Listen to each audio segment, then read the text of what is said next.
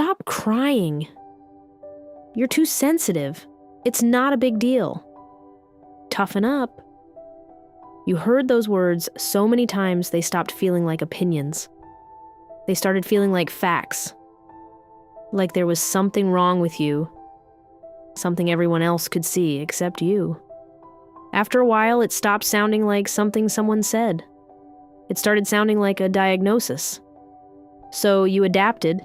You learned to say, "I'm fine," before anyone could ask. You laughed things off, shrugged, acted like nothing got to you, even when everything did. And it worked. Kind of. You got through school, got through the house, grew up, but the voice grew up with you. It didn't leave. It just got quieter, smarter, meaner. Now it lives in your head. Now it sounds like you.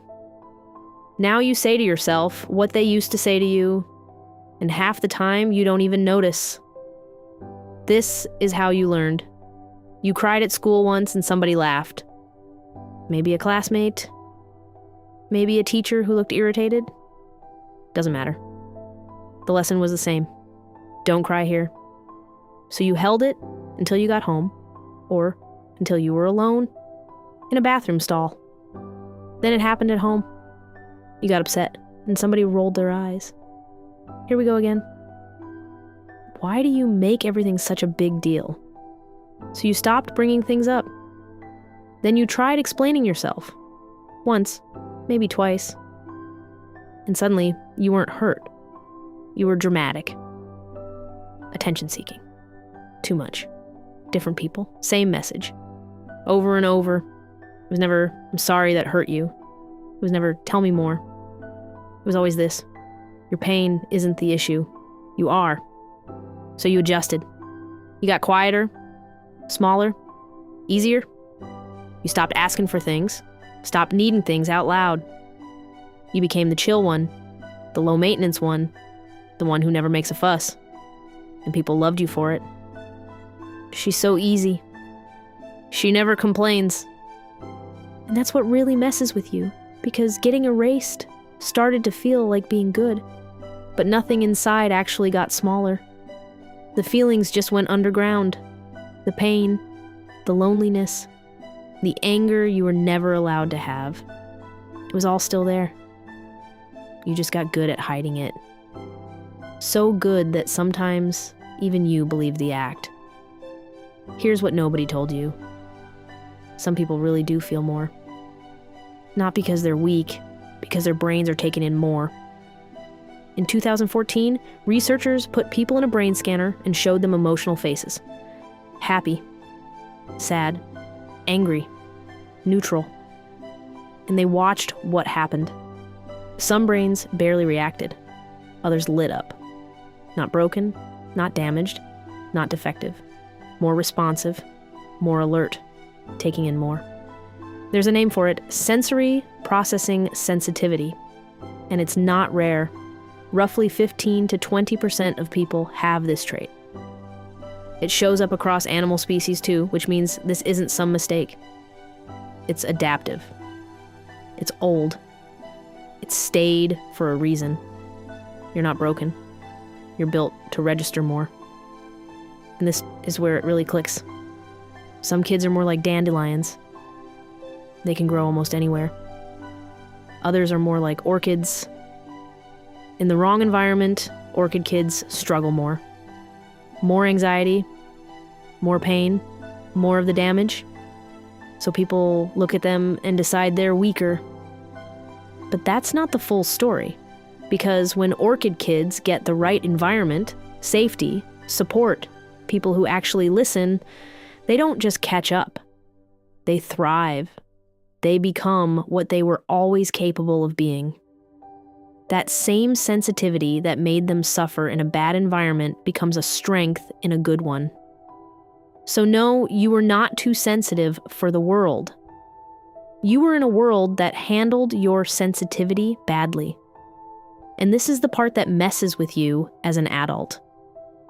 Because the person who invalidated you doesn't have to be in the room anymore. You do it for them now. You hear it in your own head before you even finish feeling the feeling. You're overreacting. It's not that serious. And the one that really cuts, why are you like this? That's not your voice. That's their voice. You just adopted it so well, you forgot where it came from.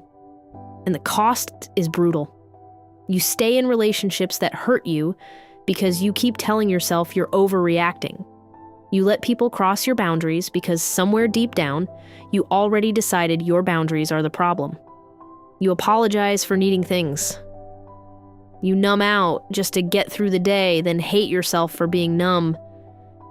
You cry alone over things you would never say out loud because you already decided they're too small to count. That's what this does. It turns you into your own invalidator before anybody else even gets the chance. Here's something else nobody says. When you're taught that your feelings are too much, you don't just learn to hide them. You start assuming that other people's comfort matters more than what you actually feel. So you shrink yourself. Accommodate everyone.